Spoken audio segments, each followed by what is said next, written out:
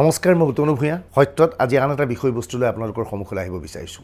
এইকেইদিন চৰ্চাৰ কেন্দ্ৰবিন্দু হৈ পৰিছে USTM। USTM এখন বিশ্ববিদ্যালয়ৰ নাম, university of science and technology of Meghalaya. বহুতে USTMখন দেখা নাই, যিসকলে দেখা নাই তেওঁলোকক বুজাব বিচাৰিছোঁ। গুৱাহাটীলৈ আহিলে আপুনি জোৰাবাদ পাৰ হোৱাৰ পিছতেই বাওঁফালে দেখিব এটা পাহাৰৰ ওপৰলৈ উঠি গৈছে, সেই ওপৰলৈ উঠি গৈ USTMখন আপুনি দেখা পাব। USTM এখন বিশাল সাম্ৰাজ্য, প্ৰকাণ্ড স্কুল আছে, প্ৰকাণ্ড বিদ্যালয় আছে, শ্ৰেণীকোঠা আছে। সাধাৰণতে গুৱাহাটীৰ আগশাৰী শিক্ষানুষ্ঠানত কটন মহাবিদ্যালয়, বি বৰুৱা, হেণ্ডিক, আৰ্য বিদ্যালয়, এইবোৰ বিদ্যালয়ত যেতিয়া ছিট নাপায়, ধনী ঘৰৰ ল'ৰা ছোৱালীক সাধাৰণতে USTMত এডমিশ্যন দিয়া হয়, ছায়েন্সৰ কাৰণে এডমিশ্যন দিয়া হয়। ওচৰতে এখন পঢ়িব পৰা সুবিধা থাকে।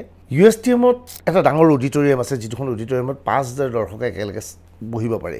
শীততাপ নিয়ন্ত্ৰিত এই অডিটৰিয়াম। USTMৰ কথা অসমৰ মিডিয়াই নিলিখে, বিশেষকৈ টেলিভিজন চেনেলে USTMৰ কথা বেয়াকৈ লিখিবলৈ বেয়া পায়, কিয়নো প্ৰায়বোৰ টেলিভিজন চেনেলৰ বিভিন্ন বছৰীয়া অনুষ্ঠান USTMৰ সেই অডিটৰিয়ামত হয় আৰু USTMৰ লগত বুজাবুজি থাকে যে নিৰ্দিষ্ট চেনেলটোৰ ফাংচনখন USTMৰ অডিটৰিয়ামত হ'ব। বিনিময়ত USTMৰ অধ্যক্ষ অথবা USTMৰ প্ৰবক্তাক টেলিভিজন চেনেলটোত এটা সাক্ষাৎকাৰ ল'ব লাগিব বা 4টা সাক্ষাৎকাৰ ল'ব লাগিব। গতিকে আপোনালোকে USTMৰ অধ্যক্ষক বিভিন্ন টেলিভিজন চেনেলত মাজে মাজে সাক্ষাৎকাৰ লোৱা দেখে আৰু তেখেতে শিক্ষাৰ বিভিন্ন ব্যাখ্যা আগবঢ়ায়।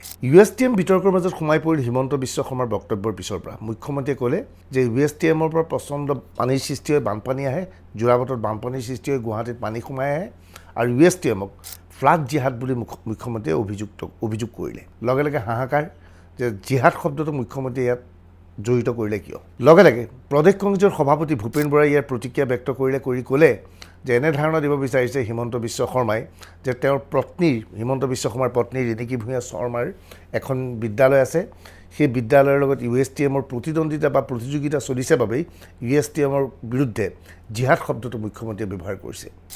তেখেতে যে নিজৰ ব্যক্তিগত পৰিয়ালৰ বিভিন্ন ব্যৱসায়িক প্ৰতিষ্ঠানবিলাকৰ মুখপাত্ৰ হিচাপে আজি যি বক্তব্য ৰাখিছে, সেইটোৱেই মোৰ অভিযোগৰ সত্যতা প্ৰমাণিত কৰিলে যে তেখেতৰ পৰিয়ালৰ ব্যৱসায়িক প্ৰতিষ্ঠানবিলাকৰ মুনাফা লাভ কৰিবৰ কাৰণে আৰু প্ৰতিযোগিতাত তেখেতে যে অৱতীৰ্ণ হৈছে, আজি সেই কথাখিনি স্পষ্ট হৈছে। আমি প্ৰাথমিক অৱস্থাত বুজি পোৱা নাছিলোঁ হঠাৎ মুখ্যমন্ত্ৰী জিহাদ শব্দটো কিয় ব্যৱহাৰ কৰিছে। বাস্তৱ সত্যটো হ'ল USTMৰ যিজন স্বত্বাধিকাৰী তেওঁ ইছলাম ধৰ্মাৱলম্বীৰ লোক আৰু USTM ইছলাম ধৰ্মাৱলম্বীৰ শিক্ষা গ্ৰহণ কৰা কোনো প্ৰতিষ্ঠান নহয়, university of science and technology of Meghalaya, অৰ্থাৎ ছায়েন্স আৰু বিজ্ঞানৰ এখন বিশ্ববিদ্যালয়। USTMৰ ভিতৰত প্ৰৱেশ কৰাৰ সুযোগ পাইছিলোঁ, USTMৰ ভিতৰ চোৱা দেখিছোঁ। মই পুনৰ কৈছোঁ এক সুন্দৰ পৰিৱেশ। কিন্তু হিমন্ত বিশ্ব শৰ্মাই জিহাদ প্ৰসংগ উত্থাপন কৰাৰ পিছত সমগ্ৰ বিষয়টোক আমি নতুনকৈ অনুসন্ধান কৰিবলৈ বাধ্য হ'লোঁ। দেখা গ'ল USTMৰ প্ৰৱেশ পথত মিনাৰ আছে, ইছলাম ধৰ্মাৱলম্বীৰ মিনাৰ। এই আলোকচিত্ৰখন দেখিলে আপুনি নিশ্চয় মন কৰিব যে কেনেকৈ মিনাৰ আছে। USTMৰ সেই মিনাৰে কি প্ৰমাণ কৰিছে? USTM university of Islamic science and technology of Meghalaya নহয়, ইয়াত ইছলামিক শব্দটো ব্যৱহাৰ কৰা নাই, কিন্তু প্ৰৱেশ পথত ইছলামসকলৰ মিনাৰটো তেওঁ ব্যৱহাৰ কৰি তেওঁ প্ৰতিপন্ন কৰিব বিচাৰিছে নেকি যে বিদ্যালয়খন আচলতে ইছলাম ধৰ্মাৱলম্বীৰ লোকৰ বাবে। ইয়াত এই ক্ষেত্ৰত ইতিমধ্যে প্ৰতিক্ৰিয়া ব্যক্ত কৰিছে মুখ্যমন্ত্ৰী ডক্টৰ হিমন্ত বিশ্ব শৰ্মাই।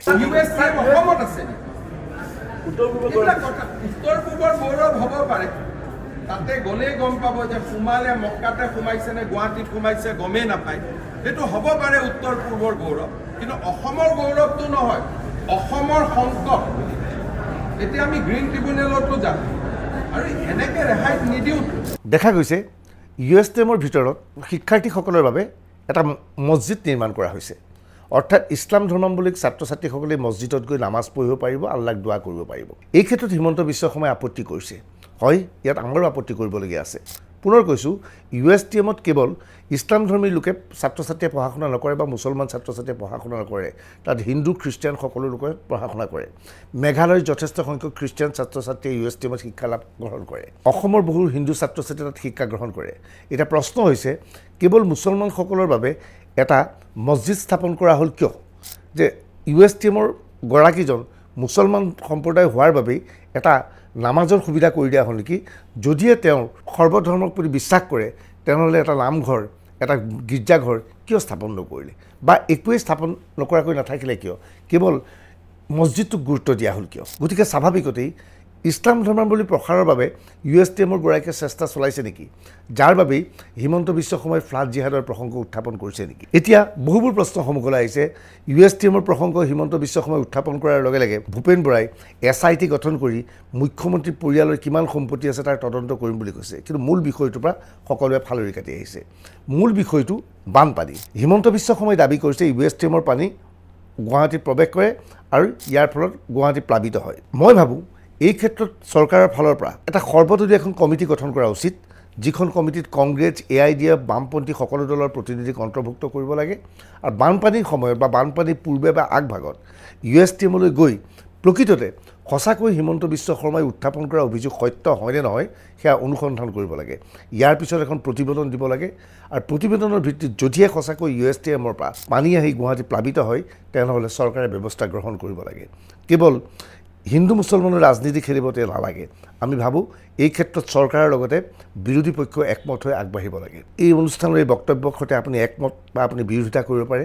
আপোনাৰ মন্তব্য আমাৰ কমেণ্ট ছেকশ্যনত লিখিবলৈ নাপাহৰিব। ধন্যবাদ।